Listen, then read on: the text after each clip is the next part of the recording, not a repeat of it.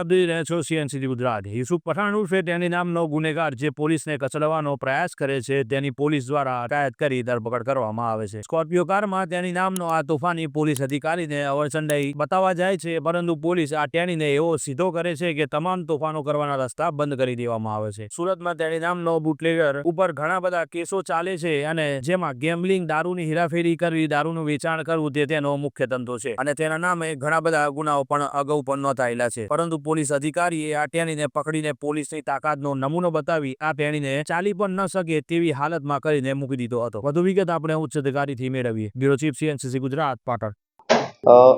11 તારીખના ચાલુ મહિનાની 11 તારીખના મોડી રાત્રે એક ભેસ્તાન પોલીસ સ્ટેશનમાં બનાવ બનેલો હતો।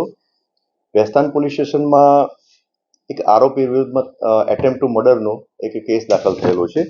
આરોપીનું નામ છે યુનુસ ખાન ઉર્ફે ટેણી મુજફ્ફર ખાન પઠાણ। આ જે આરોપી હતો એ એક વ્યક્તિ સાથે બોલાચાલી અને ઝઘડો કરતો હતો। એટલે નાઇટ રાઉન્ડ પેટ્રોલિંગમાં ડિસ્ટાફના કર્મચારીઓ હતા અને એમને માહિતી મળેલી હતી। એટલે ડિસ્ટાફના 2 કર્મચારીઓ સ્થળ ઉપર જઈ અને આરોપીને સમજાવવા માટે પ્રયત્ન કરેલો અને કાયદો અને વ્યવસ્થાની પરિસ્થિતિ ડિસ્ટર્બ ના થાય એના માટે એમને પોલીસ સ્ટેશન લાવવા માટે પ્રયત્ન કરતા હતા। તે દરમિયાન આ આરોપીએ ઉગ્ર થઈ અને ડિસ્ટાફના 2 કર્મચારી સાથે પણ એમ કે બોલાચાલી કરી, જેથી ડિસ્ટાફના કર્મચારીઓએ કંટ્રોલ મારફતે PCR વાનને જાણ કરી। PCR વાનના ઇન્ચાર્જ અને અન્ય સ્ટાફ PCR વાન સાથે સ્થળ ઉપર આવ્યા તો મીનવાઇલ આ જે આરોપી હતો એની જે કબજાની સ્કોર્પિયો ગાડી હતી એને લઈ અને ભાગવાનો પ્રયત્ન કર્યો, જેથી PCR વાનના કર્મચારીઓ અને ડિસ્ટાફના કર્મચારીઓએ એનો પીછો કર્યો।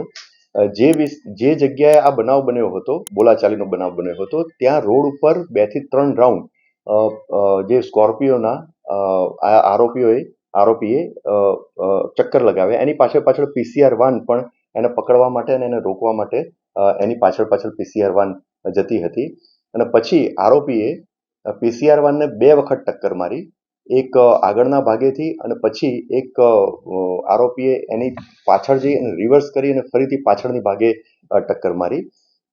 પોલીસ કર્મચારીઓ જે આરોપીને રોકવા માટે પ્રયત્ન કરતા હતા એ વખત પણ પોલીસ કર્મચારીઓને આરોપી ધમકી આપેલી હતી કે તમે મારી મેટરમાં કંઈ પડશો તો હું તમને પણ જાનથી મારી નાખીશ અને તમને છોડીશ નહીં। એ બાબતે આ ગુનો દાખલ થયેલો હતો। આરોપી આ ગુનો કર્યા પછી તાત્કાલિક એ ત્યાંથી ફરાર થઈ ગયેલો હતો। ગુનો દાખલ થયા પછી તપાસ દરમિયાન જે આરોપીની જે વાહન જે છે સ્કોર્પિયો વાહન એ સેલવાસ ખાતેથી તપાસના કામે કબજે કરવામાં આવેલું હતું અને આરોપીની શોધખોળ ચાલુ હતી। તે દરમિયાન સ્થાનિક પોલીસ સ્ટેશનના ડિસ્ટાફના કર્મચારીઓને ઇનપુટ મળેલ હતી અને એ આધારે ભેસ્તાન રેલવે સ્ટેશનની બાજુમાં થી એ મળી આવેલો હતો। તેને હસ્તગત કરી અને તપાસના કામે પૂછપરછ કરી અને એની ધરપકડ કરવામાં આવેલી છે।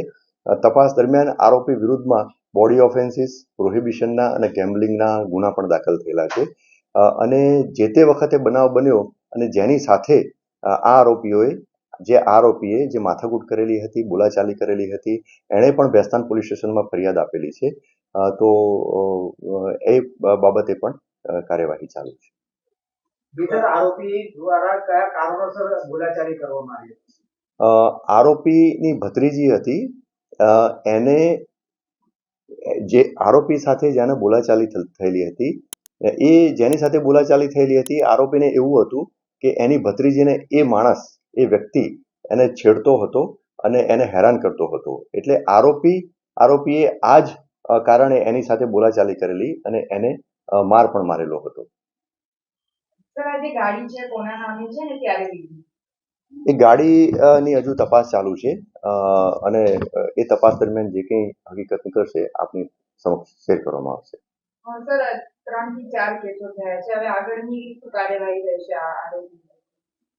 મેં જેમ આપને જણાવ્યું કે આરોપી વિરુદ્ધમાં બોડી ઓફેન્સીસ પણ દાખલ થયેલા છે અને પ્રોહિબિશન અને જુગારના કેસ પણ દાખલ થયેલા છે। સુરત સિટી બહાર પણ એના પ્રોહિબિશનના કેસો દાખલ થયેલા છે। એટલે જે કંઈ આરોપી વિરુદ્ધમાં જે તપાસ દરમિયાન અને અન્ય જે કંઈ ક્રિમિનલ એન્ટેસિડન્ટની માહિતી ઉપલબ્ધ હશે એ આધારે એના વિરુદ્ધમાં પ્રિવેન્ટિવ એક્શન પણ લેવામાં આવશે. સર આરોપી કામ ધંધા શું? આરોપીનો હાલમાં તો પૂછપરછ દરમિયાન એનું એવું કહેવું છે કે કાપડની દલાલીનું કામ કરે છે.